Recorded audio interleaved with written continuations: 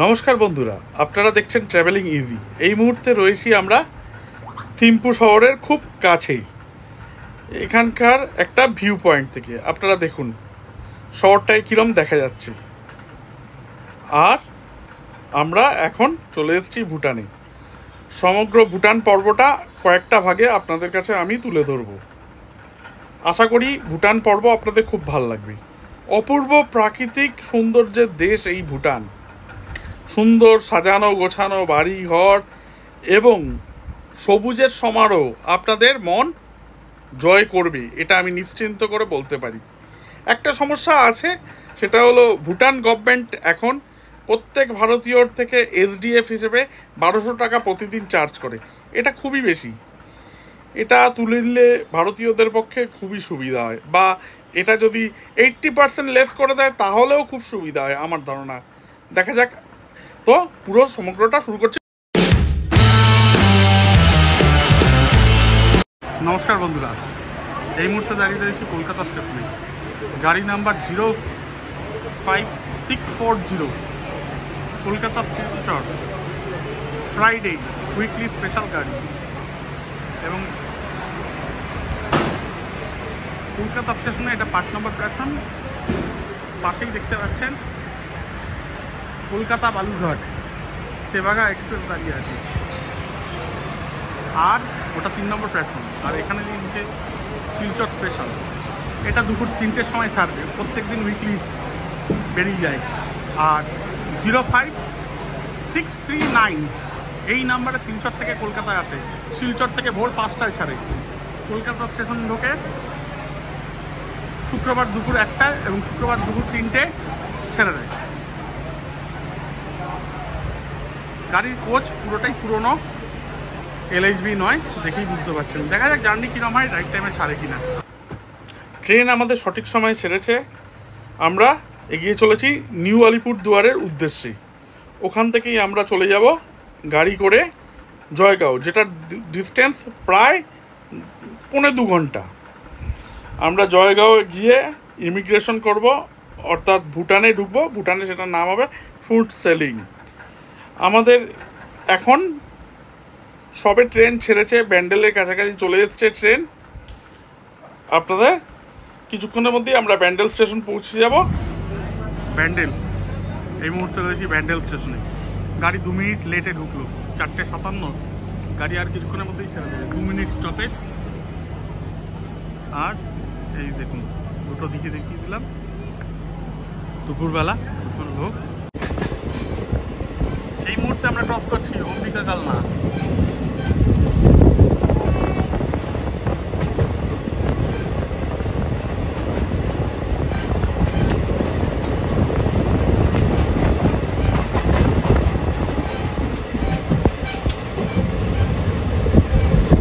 Train এই মুহূর্তে right টাইমে চলছে, শুরুতে শিডিউল টাইমে ছেড়েছে এবং এখনো পর্যন্ত রাইট টাইমে চলছে। দেখা যাক কালকে সকালে কি হয়।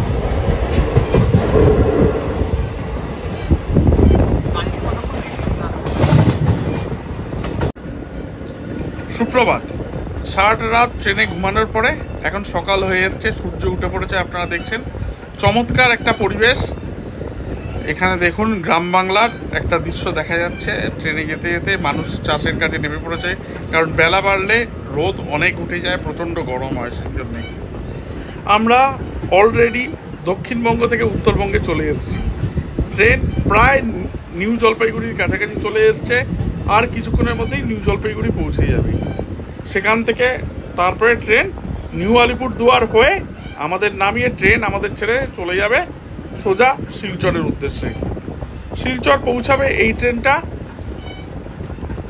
শনিবার পেরিয়ে রবিবার ভোর রাত 2টোর সময় শিডিউল টাইম।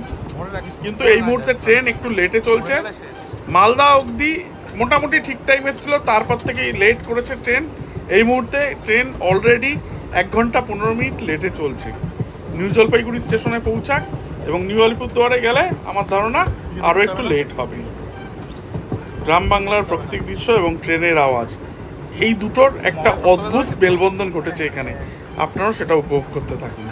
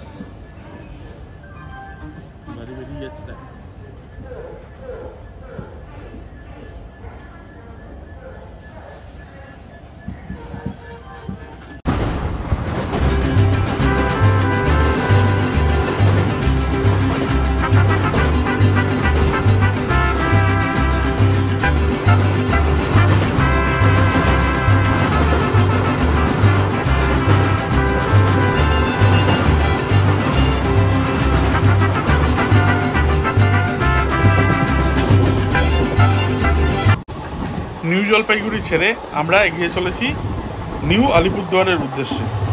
আর এই মুহূর্তে দেখতে পাচ্ছেন আপনারা একটা মালগাড়ি ক্রস করছে আমাদেরকে, যথেষ্ট স্পিডেই ট্রেনটা ক্রস করছে। এবং ভারতীয় রেলে মালগাড়ি মানেই আপনারা জানেন প্রচুর বগি নিয়ে সারা দেশের এক প্রান্ত থেকে আরেক প্রান্তে ছুটে বেড়ায়। এই বগিগুলো আমার দেখে মনে হচ্ছে খালি, তাই এত স্পিডে চলছে। লোডেড গাড়ি হলে এত স্পিডে চলা যায় না। আমরা এখন এই পাশে দেখতে পাচ্ছেন এটা হচ্ছে টয় ট্রেনের লাইন, নিচ দিয়ে বেরিয়ে যাচ্ছে। আর আমরা চলেছি নিউ আলিপুরদুয়ারের দিকে। নিউ আলিপুরদুয়ারে নেমে আমরা গাড়ি করে, আমাদের আগে থাকতে গাড়ি বুক করা আছে, সেই গাড়ি নিয়ে আমরা চলে যাব একদম জয়গাঁওয়ের উদ্দেশ্যে। এই মুহূর্তে আপনারা দেখতে পাচ্ছেন আমরা নিউ আলিপুরদুয়ার স্টেশন থেকে একদম গাড়ি নিয়ে বেরিয়ে পড়েছি। রাস্তার পাশেই দেখতেন ট্রেন লাইন, এবং এই ট্রেন লাইনের পাশ দিয়ে রাস্তায় যাচ্ছে কৃষ্ণচূড়া, রাধাচূড়া, খুব সুন্দরভাবে ফুটেছে। আজ সকালে এখানে প্রচুর বৃষ্টি হয়ে গেছে, এবং এই বৃষ্টির ফলে ওয়েদার কিন্তু যথেষ্টই ঠান্ডা। আমরা এসি গাড়ি বুক করেছিলাম, কিন্তু এসির প্রয়োজনই পড়ছে না। বাদিকে দেখুন ভারতীয় রেলের কিছু সুন্দর কোচ দাঁড়িয়ে আছে। আর এখন যেহেতু শহর জেগে ওঠেনি সেইভাবেই, ভোরবেলা বলেই নিউ আলিপুরদুয়ার শহরটাকে আপনারা দেখতে পাচ্ছেন। নিউ আলিপুরদুয়ার শহরের মধ্যে দিয়ে আমরা বেরিয়ে চলেছি, এগিয়ে চলেছি একদম জয়গাঁয়ের উদ্দেশ্যে। জয়গাঁয়ে গিয়ে আমাদেরকে ইমিগ্রেশন করতে হবে। ইমিগ্রেশনের দুটো নিয়ম আছে এখানে। বড়দের ক্ষেত্রে হয় ভোটার কার্ড নয় পাসপোর্ট, বাচ্চাদের ক্ষেত্রে হয় পাসপোর্ট নয় বার্থ সার্টিফিকেট। এইগুলো দুটোর মধ্যে অল্টারনেটিভ যে কোনো একটা দেখাতে হবে আপনাদের সংক্ষিপ্ত পরিচয়পত্র, এবং তারপরে ইমিগ্রেশন পার করে আপনারা যেতে পারবেন। যে কোনো ভারতীয় ভোটার ভুটান যেতে গেলে ভোটার কার্ডই যথেষ্ট। আর বাচ্চাদের ক্ষেত্রে বার্থ সার্টিফিকেট ইংরেজিতে লেখা অবশ্যই হতে হবে, এবং পাসপোর্ট। এই দুটোর মধ্যে যে কোনো একটা দেখালেই আপনারা ভুটানে প্রবেশ করতে পারবেন, অর্থাৎ আপনারা বিদেশে যেতে পারবেন। এমন কিছু কঠিন ব্যাপার নয় এটা ভারতীয়দের ক্ষেত্রে, আমি মনে করি। আর এই দেখুন এই ফ্লাইওভার ধরে আমরা এগিয়ে চলেছি সোজা জয়গাঁওয়ের দিকে। এখানে কিন্তু নিউ আলিপুরদুয়ার শহর দেখে আমার খুব ভালোই লেগেছে। যথেষ্ট মাঝারি রকমের শহর। হ্যাঁ, আপনারা বলতে পারেন শিলিগুড়ির মতন নয়। শিলিগুড়ি অনেক বড় শহর, কারণ ভারতবর্ষের যে পূর্ব দিকের রাজ্যগুলো আছে 7 সিস্টার, তাদের যাওয়ার জন্য মেন শহর হচ্ছে শিলিগুড়ি। আর এই ন্যাশনাল হাইওয়ে দেখুন কি সুন্দর, চারদিকে রাস্তায় গাছে ফুল ফুটে আছে, এক অন্য পরিবেশ। সত্যি এই মায়াবী পরিবেশ আজকে আমাদের মন আরও ভালো করে দিয়েছে। আমরা আর কিছুক্ষণের মধ্যেই জয়গাঁও পৌঁছে যাব। জয়গাঁও পৌঁছানোর পরে আপনারা দেখতে পারবেন সব কিছু। আর এটা দেখছেন জয়গাঁওয়ের একদম গেট। আমরা জয়গাঁওয়ে পৌঁছে গেছি। এই গেট আমাদের ক্রস করতে হবে। আর এই যে রাস্তাটা দেখতে পাচ্ছেন আপনারা, এইটাই ভুটান গেট বলা হয়।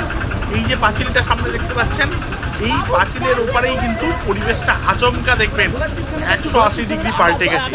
আমাদের এখানে যেমন জনবহুল জায়গা, ভিড়, আওয়াজ, চিৎকার, চেঁচামেচি সব কিছু রয়েছে, যেটা নিয়ে আমরা কিন্তু খুব ভালোই আছি। দোকানপাট, হই হল্লা, আড্ডা, এক আলাদা মেজাজ। আর এই বর্ডার ক্রস করার পরে সেটা কিন্তু পরিবেশ নিরিবিলি হয়ে যাবে, দোকানপাট কমে যাবে, এবং রাস্তাঘাটও অন্যরকম হয়ে যাবে। আপনাদের আশা করি সেটাও ভালো লাগবে। এই যে বর্ডারটা দেখছেন পাঁচিল, এর ওপারেই ভুটান। এটা জয়গাঁও আমাদের ইন্ডিয়ার, ভারতের পশ্চিমবঙ্গের মধ্যে অবস্থিত। আর ওপারে ফুনসেলিং, এটা ভুটানের মধ্যে অবস্থিত। দুটো জায়গার দুটো নাম, একটা পাঁচিলের এপারে জয়গাঁও, পাঁচিলের ওপারে ভুটানের ফুনসেলিং। আমরা এগিয়ে চলেছি ইমিগ্রেশনের দিকে। ইমিগ্রেশন করার পরে আমরা ওখানে আমাদের বাস ঠিক করা আছে, 19 সিটার বাস, সেই বাসে করেই আমরা চলে যাব। আমাদের সঙ্গে বাসের ড্রাইভার থাকবে, প্লাস থাকবে একজন গাইড। এটা এখন ভুটানে ম্যান্ডেটারি। ভুটান আসতে গেলে আপনাকে গাইড চার্জ দিতে হবে এবং এই গাইড আপনাকে প্রত্যেকটা জায়গায় ঘোরাবে। আর একটা গাড়ি তো আপনাকে ভাড়া করতেই হবে, সেটা ছোট হোক বড় হোক, যেরকম লোক থাকে সেরকম। আমরা টোটাল 11 জন আছি, তাই 19 সিটারে বাস নিয়েছি। আর যারা কম থাকেন, 4 জন থাকলে ছোট গাড়ি, 6 জন থাকলে মিডিয়াম গাড়ি একটা, আর বেশি থাকলে তাহলে কোস্টার বাস বা হাই বাস টয়োটো কোম্পানির আছে। আমাদের টয়োটো কোস্টার বাসেই আমরা যাব। ইমিগ্রেশনটা আপনাদের পুরোটা দেখাতে পারবো না, এটা একটা নিয়ম আলাদা থাকে, আপনারা জানেন। তবে যতটা পারবো সেটা আপনাদের দেখাবো। আমরা ইমিগ্রেশনের যাবার যে রাস্তা, সেই রাস্তায় চলে এসেছি।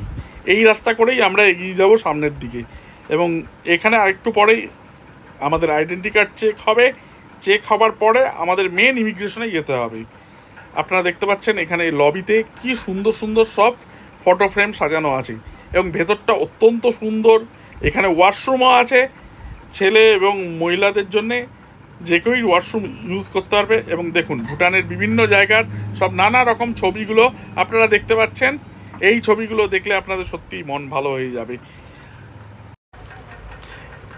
প্রাথমিকভাবে যে ইমিগ্রেশন লাগে দেখে আইডেন্টি কার্ডটা চেক করে ভেতরে আমরা ঢুকে পড়েছি। আপনারা দেখছেন পরিবেশটা, যেটা বলছিলাম সেটা একদম চেঞ্জ হয়ে গেছে। এখানে দেখুন লোকজন অনেক কম, রাস্তাঘাট অন্যরকম একেবারেই। আর এই যে বাড়িঘর সেটা তো সম্পূর্ণই আলাদা। এইখানে আমরা প্রথমে গিয়েটা করে এগিয়ে চলেছি। এখান থেকে আমরা যাব মেন ইমিগ্রেশন বিল্ডিংয়ে।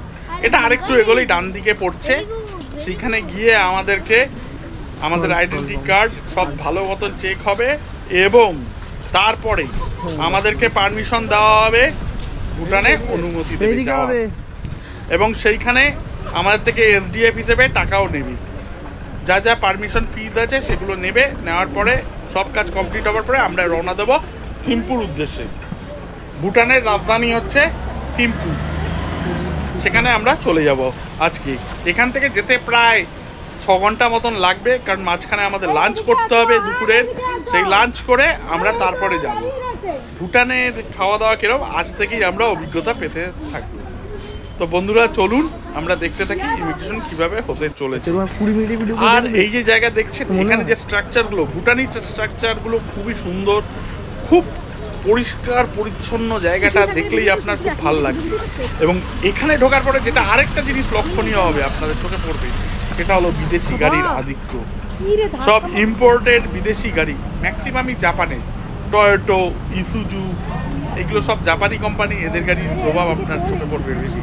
ইন্ডিয়ান কোম্পানি মাহিন্দার গাড়ি প্রচুর আছে, মারুতি সুজুকির গাড়ি প্রচুর আছে, আপনার বাস আছে, ইন্ডিয়ান ট্রাক আছে ইন্ডিয়ান টাটা কোম্পানির। আর চোখে পড়বে হুন্ডাই, সাউথ কোরিয়ার গাড়ি। সেই গাড়িগুলোও কিন্তু আপনাদের চোখে পড়বে। ফোর্সের গাড়ি ইন্ডিয়ার খুব কম চোখে পড়বে আপনাদের এখানে। আর দেখুন ভলভো গাড়ি সেটাও আছে, ইলেকট্রিক গাড়ি সেটাও থাকে এখানে। আর এখানে আপনারা মারুতি সুজুকি ছাড়াও আপনারা যেটা দেখতে পারবেন, টাটার গাড়ি অল্প আছে, খুব অল্প দেখা যায় ছোট গাড়ি। আর এই যে ডান দিকে আপনাদের বলছিলাম একটু এগিয়ে এসে, এখানেই মেন ইমিগ্রেশন। এর ভেতরে কোনো ভিডিও করা যাবে না, সেটা দেখানো যাবেও না। আর এইখানেই আপনাদের ওই যে বাসগুলো দেখছেন তার মধ্যেই আমাদের বাস দাঁড়িয়ে আছে। এগুলো হচ্ছে টয়োটো কোস্টার বাস 19 সিটার। ইমিগ্রেশন আমাদের কমপ্লিট হয়ে গেছে। আমরা এই মুহূর্তে রওনা দিয়েছি থিম্পু শহরের থেকে। ফুড সেলিং ছাড়ানোর 2-3 মিনিটের মধ্যেই কিন্তু আমরা পাহাড়ে উঠতে শুরু করে দিয়েছি। মানে ফুড সেলিংটা জাস্ট বলা যায় একদম সমতল, তার 1-2 মিনিট বাদে বা 2-3 মিনিট বাদেই আপনারা দেখতে পাবেন হচ্ছে পাহাড়। আর এটা দেখতে পাচ্ছেন কিছুটা এগোনোর পরে একটা চেকপোস্ট, এখানেও আবার চেকিং হবে যে আমাদের কাগজ প্রপার হতে রয়েছে কিনা। তা ইমিগ্রেশনের কাগজের যেহেতু এটা রয়েছে সেটা আর ভিডিওটা আপনাদের দেখাচ্ছি না। আর এরপরে আপনারা দেখবেন আরও নানা রকম জিনিস। অলরেডি আমাদের হয়ে গেছে এই চেকিংও। তারপরে আমরা এগিয়ে চলেছি। পাহাড় আপনারা দেখতে পাচ্ছেন, পাহাড়ের মধ্যে দিয়ে আমরা এগিয়ে চলেছি, উঠে চলেছি। আমরা চলেছি থিম্পুর উদ্দেশ্যে। এখানে কিন্তু ঠান্ডা হাওয়া ভালো মতনই লাগছে, একটু একটু শীত করছে। সমতলের থেকে যেহেতু ওপর দিকেও যত উঠছি আমরা, আমাদের ঠান্ডাও লাগতে আরম্ভ করছে, শীত করছে। আর গাছ, অসংখ্য গাছ। ভুটানে মিনিমাম কিন্তু গভর্নমেন্ট রুল, সারা দেশে 70% গাছ সবুজ থাকবেই। আর এইখানে তো আমার দেখে মনে হচ্ছে 95% গাছ। পাহাড় দেখুন, যতদূর চোখ যাচ্ছে পুরো গাছে ভর্তি, চারদিকে শুধু গাছ আর গাছ। এই সবুজের সমারোহ সত্যি এক অরণ্য নিদর্শন। একটা দেশ চাইলে, একটা রাষ্ট্র চাইলে কত কি না করতে পারে পরিবেশ বাঁচানোর জন্য। এই জন্য ভুটানে কিন্তু মানে সবুজের সমারোহের জন্যে এত সুন্দর এদের পরিবেশ। আর এই পরিবেশেই আমরা দেখতে দেখতে এগিয়ে চলেছি থিম্পুর উদ্দেশ্যে। থিম্পু যেতে যেতে আমাদের আরও অনেক কিছু দেখা হবে ছোটোখাটো। আর বলতে বলতেই দেখুন রাস্তায় মেঘ নেমে এসছে। আমি গাড়ির মধ্যে দিয়ে ভিডিও করছি, তাই জন্য একটু অসুবিধা হতে পারে আপনাদের দেখতে, কিন্তু তবুও আপনারা বুঝতে পারবেন যে মেঘ কীভাবে নেমে এসছে। মেঘ এখানে যখন তখন নেমে আসে। এবং আমাদের যে দাদা আছে গাড়ি চালাচ্ছেন, উনি কিন্তু সত্যি অত্যন্ত দক্ষ, এবং এত দক্ষতার সঙ্গে এই বাস চালাচ্ছেন যেটা আমাদের কিন্তু নির্ভয়ে এগিয়ে নিয়ে চলেছে। এই যে মেঘের মধ্যে দিয়ে যাচ্ছি দেখুন, আমরা টার্ন নেওয়ার পরে আবার মেঘ চলে এসছে, চারদিকে শুধু মেঘ। এই মেঘের খেলা দেখতে কিন্তু আমাদের যথেষ্ট ভালো লাগছে। দেখুন ডবল ডিপার করতে করতে আরেকটা গাড়ি ক্রস করে গেল। এইভাবেই আমরা এগিয়ে চলেছি, জানি না আর কতদূর মেঘের দেখা পাবো। মেঘের দেখা পেতে কিন্তু ভালোই লাগছে, যদিও এটা কিন্তু পাহাড়ি রাস্তা, একটু ভয়। অতি সাবধানে গাড়ি চালাতে হয় এই সময়, কারণ দূরের দৃশ্যমানতা খুবই কমে আসে। আমাদের ড্রাইভার দাদা খুবই, মিস্টার হাকপা, খুবই ভালো। আর আমাদের যে গাইড আছে তার নাম টেন্ডিং। আমরা এই দুজনকে সঙ্গে নিয়ে আমরা এগিয়ে চলেছি। এই মুহূর্তে আবার মেঘটা চলে গেছে, আবার দেখুন মেঘটা আসছে একটুখানি এগোনোর পরে। মানে মেঘ আর আমাদের লুকোচুরির খেলা চলছে, যেটা খুবই মানে ভাল লাগছে আমাদের। পাহাড়ের উপর আমরা চলেছি এগিয়ে সামনে মেঘের মধ্যে দিয়ে। এই অভিজ্ঞতা আমরা পেয়েছি আগে ভারতবর্ষের মধ্যেই মেঘালয়, মেঘের আলোয় ওই জন্য বলা হয় মেঘালয়কে। সেখানেও আমরা এই ধরনের অনুভূতি পেয়েছি। দার্জিলিং, পার্শ্ববর্তী দার্জিলিং, সেখানেও কালিম্পং এবং কার্সিয়াং যে স্টেশন আছে রেল, আমরা সেখানেও এই অনুভূতি পেয়েছি। তো এই অভিজ্ঞতা আমাদের প্রথম নয়, এটা আমাদের ভাল লাগছে। এই অভিজ্ঞতা আমাদের আগেও আছে, আপনারা দেখেও নিশ্চয়ই এটা খুব ভাল লাগবে। আর গাড়ি আমাদের দেখুন কিভাবে এগিয়ে চলেছে পাহাড়ি রাস্তায়। এইভাবেই যেতে যেতে কিছুক্ষণের মধ্যেই হয়তো আমরা কোথাও লাঞ্চ ব্রেক করব, কারণ আমাদের কিন্তু অলরেডি খিদে পেতে আরম্ভ করে দিয়েছে। অনেকক্ষণ চলে এসেছি, প্রায় ঘন্টা দেড়েক হয়ে গেছে আমরা চলছি। ইমিগ্রেশনও টাইম লেগেছে, তবে খুব বেশি নয়, যেহেতু টাকাটা দিচ্ছে সেই জন্য টাইমটা লেগেছে। বাদবাকি খুব স্মুথই চলেছে। আর এইভাবে একটুখানি এগুলো আমাদের গাইড বলেছে সেখানে নিয়ে গিয়ে আমাদের লাঞ্চ করাবে। ভুটানিজ খাবারই পাবো, ইন্ডিয়ান স্টাইলের খাবারও পাবো, কিন্তু সেটাও ভুটানি স্টাইলে রান্না। দেখা যাক খাবার কীরকম লাগে। খাওয়ার এখন আপনারা পাহাড়ের শোভা উপভোগ করতে থাকুন।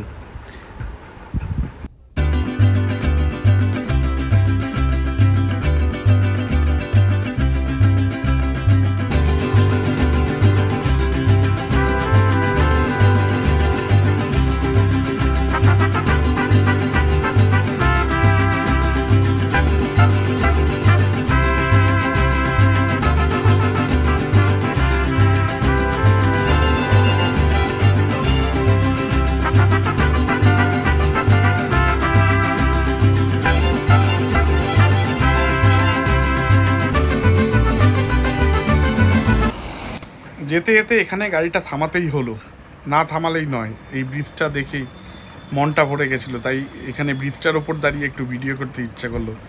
এই নিচে দেখুন একটা নদী যাচ্ছে, আর একটু জুম করছি, এই দেখুন, হ্যাঁ নদীটা আপনারা নিশ্চয়ই দেখতে পাচ্ছেন। খুব সুন্দর লাগছে এখান থেকে, স্রোত আছে নদীটায়, অল্প মাঝারি বলা যায় স্রোত আছে। খুব ভাল লাগছে পরিবেশটা, তাই জন্যে এখানে দাঁড়িয়ে এই ভিডিওটা করছি আপনাদের জন্যে। এখানে পরিবেশটা সত্যি খুব সুন্দর, আপনাদেরও ভালো লাগবে। আর হ্যাঁ, আপনাদের তো আরেকটা কথা জানানোই হয়নি, ইন্ডিয়ান টাকা আর ভুটানি টাকা কিন্তু সমান সমান। ইন্ডিয়ান 1 টাকা ইকুয়াল টু ভুটানি 1 টাকা। আর ভুটানে সব জায়গায় ইন্ডিয়ান টাকা চলছে, কোনো এক্সচেঞ্জ করার দরকার নেই। তাহলে চলুন আবার থিম্পুর দিকে এগোনো যাক।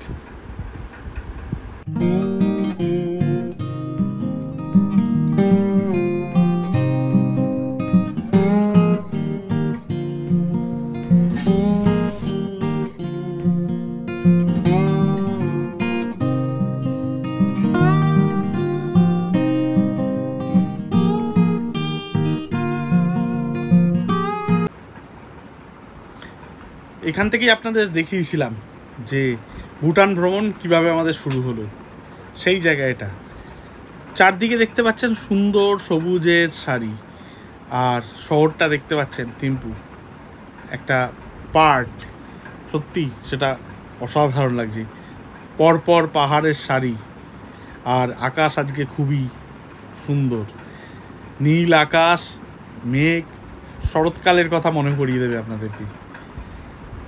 জায়গাটা অনুভব করুন।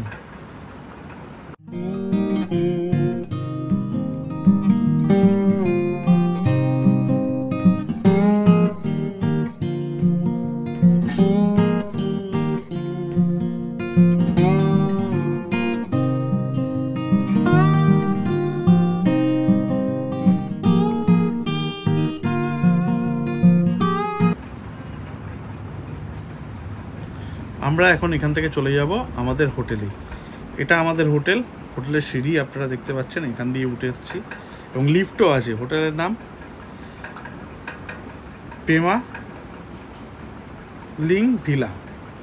আর এই ঢুকেই দেখতে পাচ্ছেন ডবল বেড আছে, এখানে টেলিফোন আছে, হিটার আছে, আর তার সাথে একটা সাইড টেবিল আছে, টেবিল ল্যাম্প আছে, একদিকে উইন্ডো আর একদিকে উইন্ডো, দুটো সোফা আছে, একটা টেবিল আছে, টি কেটেল আছে, একটা সুন্দর মিরর আছে, আর সামনে মিররের সামনে একটা বসার জায়গাও আছে, একটা ওয়ার্ড্রোব আছে বড়। আর এই লেফট সাইডে দেখছেন টয়লেট, এখানে দেখুন কমোড, শাওয়ার, গিজার, এখানে একটা মিরর, বেসিন, আর এই যে জানলা দিয়ে বাইরের দৃশ্যটা আপনাকে দেখাচ্ছি। দেখুন বাইরে তাকালেই বিভিন্ন হোটেল রয়েছে, বাড়ি আছে, আর দূরে পাহাড় দেখা যাচ্ছে, মেঘ দেখা যাচ্ছে, আর এই দেখুন এদিক দিয়েও পাহাড় দেখা যাচ্ছে। তো সত্যি ভাল লাগছে রুমটা। আর এটা আমাদের ডাইনিং হল, এটা গ্রাউন্ডে আছে, এখানে প্রচণ্ড সুন্দরভাবে বসার একটা ব্যবস্থা করা হয়েছে।